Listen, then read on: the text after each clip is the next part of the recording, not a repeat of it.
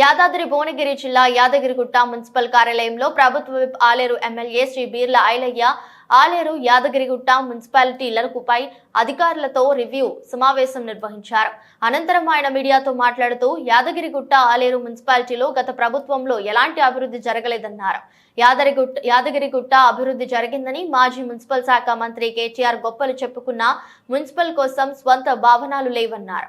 Elections ముందు ఆలేరుకు 15 కోట్లు, యాదగిరిగుట్టకు 25 కోట్లను పేపర్ పైన అనుమతులు ఇచ్చి గాలికి వదిలేశారన్నారు. మంత్రి కోమటిరెడ్డి వెంకటరెడ్డి గారితో జరిగిన రివ్యూ సమావేశంలో యాదగిరిగుట్ట అభివృద్ధిపై పలు నిర్మాణాలు సమస్యలపై చర్చించామన్నారు. యాదగిరిగుట్ట పైకి ఆటోలు వెళ్లేలా చర్యలు చేపడుతున్నామన్నారు.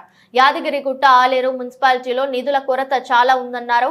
2 మున్సిపాలిటీలో ప్రతి నెల 2వ తారీఖు జీతాలు చెల్లించేలా చర్యలు తీసుకోవాలని, 2 మున్సిపాలిటీల నిధుల మంజూరు కొరకు సీఎం రేవంత్ రెడ్డి దృష్టికి తీసుకుని వెళ్లి నిధులు మంజూరుకి కృషి చేస్తామని, మున్సిపాలిటీలు అభివృద్ధి లక్ష్యంగా పనిచేస్తామని ఈ కార్యక్రమంలో మున్సిపల్ చైర్మన్ సుధా హేమేందర్ గౌడ్, కౌన్సిలర్లు ముఖ్యార్ల మల్లేష్, మున్సిపల్ కమిషనర్లు అజయ్, చక్రపాణి, ఏఈలు శ్రీరామ్, నవీన్ తదితరులు పాల్గొన్నారు.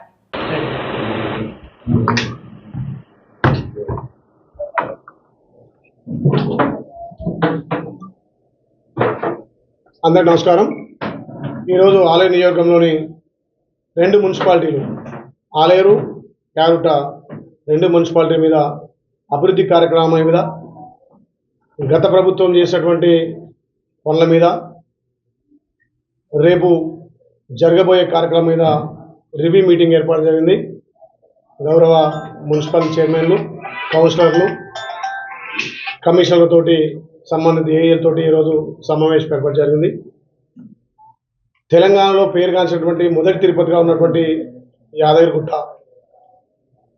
దీన్ని యాదాద్రిగా మార్చినటువంటి గత ముఖ్యమంత్రి, మాజీ ముఖ్యమంత్రి కేసీఆర్ ఎంతో ప్రతిష్టాత్మకంగా యాదగిరిగుట్టను అభివృద్ధి చేసిన, యాదగిరిగుట్టను డెవలప్ చేసిన అని చెప్పిండు.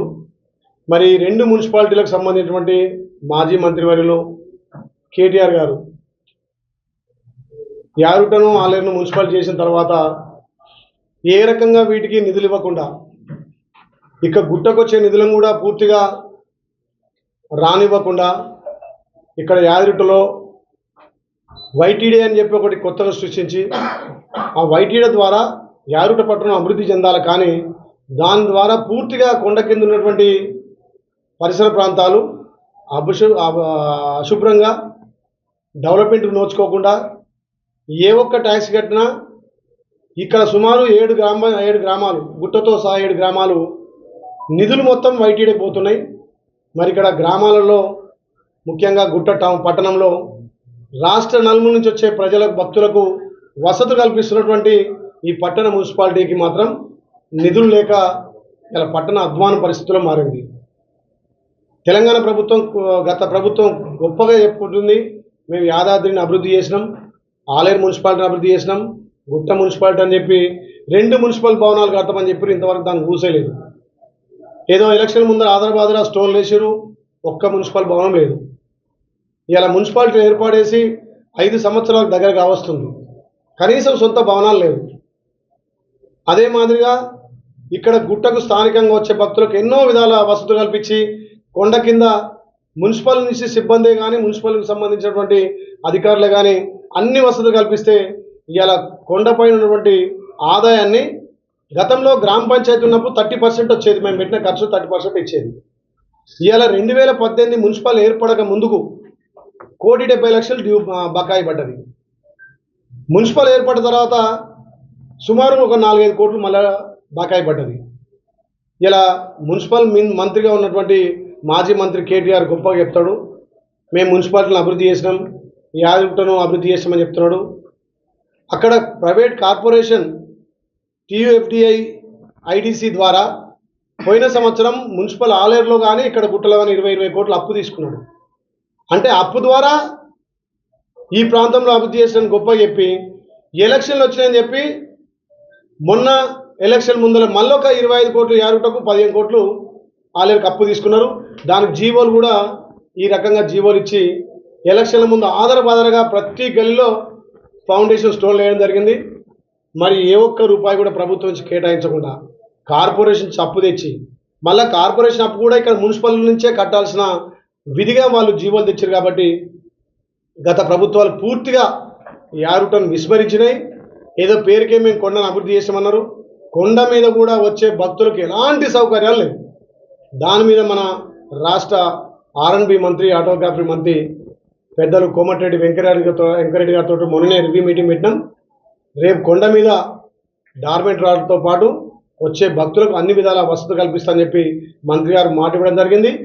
రేపు గౌరవ R&B మంత్రి కూడా యారుటను సందర్శించి ఆలేరులో వాళ్ళ అభివృద్ధి కార్యక్రమాలకు శంకుస్థాపనతో పాటు ఈ ఉన్నటువంటి ఆలేరులో రివ్యూలతో పాటు రేపు కావాల్సినటువంటి సదుపాయాలను సమకూర్చడం కోసం ఇక్కడ రోడ్లే కానీ భవనాలు కానీ ఏర్పాటు చేయడం కోసం గౌరవ మంత్రి గారు రేపు రాబోతున్నారు. కాబట్టి ఆయన ఆధ్వర్యంలో మళ్ళీ యారుటను పూర్వవైభవం తేవడానికి గతంలో ఎవరైనా భక్తులు వచ్చి ఒక రోజు నివాసం ఉండేట్టుగా డార్మెంట్ హాల్ ఉండేది.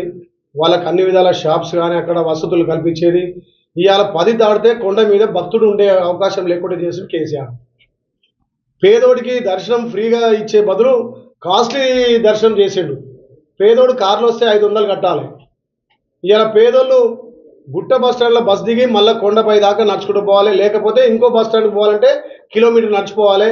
గతంలో 40 సంవత్సరాలు 30 సంవత్సరాల నుంచి కూడా సేవలు అందిస్తున్నటువంటి ఆటో కార్మికుల పొట్టను కొట్టి ఇవాళ సుమారు 1.5-2 సంవత్సరాలు కావస్తుంది 400 మంది కార్మికుల పొట్టను కొట్టారు. కాబట్టి మా గౌరవ ఎండోమెంట్ మినిస్టర్ కానీ గౌరవ IT మినిస్టర్ శ్రీధరబాబు గారి శ్రీధరబాబు గారు సంబంధిత అధికారితో మాట్లాడి ఈ వారం రోజులనే ఆటోలను కూడా కొండపైకి అనుమతిస్తామని చెప్పి మాట ఇచ్చారు.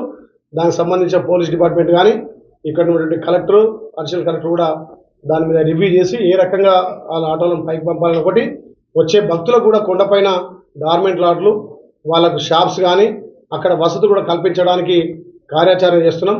ముఖ్యంగా 2 మున్సిపాలిటీలో నిధుల కొరత పూర్తిగా ఉంది. ఇక్కడ స్థానికంగా వైటీడే చేయడం వల్ల మున్సిపల్ నిధులు పూర్తిగా ధ్వంసమైపోయినాయి. ఏ ఒక్క లేఅవుట్ పర్మిషన్ కావాలన్నా ఏ ఒక్క పర్మిషన్ కావాలన్నా మొత్తం అమౌంట్ మొత్తం వైటీడే పోతుంది. వైటీడే ద్వారా ఇక్కడ మున్సిపాలిటీకి అభివృద్ధి లేదు. స్థానికంగా మేము కట్టే ట్యాక్సులు ఇలా గతంలో కాంగ్రెస్ పార్టీ ఉన్నప్పుడు గ్రామ పంచాయతీ నిధులు నేరుగా గ్రామ పంచాయతీ నిధులు వచ్చేది. ఆ నిధులు మొత్తం ప్రభుత్వం దోచుకొని మా డబ్బులే తీసుకొని మాకు భిక్షం వేసినట్టుగా ఇలా అడుక్కునే పరిస్థితి వచ్చింది. కాబట్టి ఇవాళ 2 మున్సిపాలిటీ కూడా అభివృద్ధికి నోచుకోలేదు. రేపు కూడా మా గౌరవ ముఖ్యమంత్రి రేవంత్ రెడ్డి గారు కూడా మేము రిప్రజెంట్ ఇవ్వబోతున్నాం. మా నిధులు మాకు కావాలి. ఇక్కడ అనాలోచితంగా పెట్టినటువంటి ఈ వైటీడీ ద్వారా మా ప్రాంతానికి అభివృద్ధి లేదు. మేము ఏదైతే మా ట్యాక్స్ ద్వారా వచ్చే నిధులను మా ప్రాంత అభివృద్ధి కోసం మేము వెచ్చించడం కోసం మాకు పర్మిషన్ ఇవ్వాలని చెప్పి మా గౌరవ ముఖ్యమంత్రి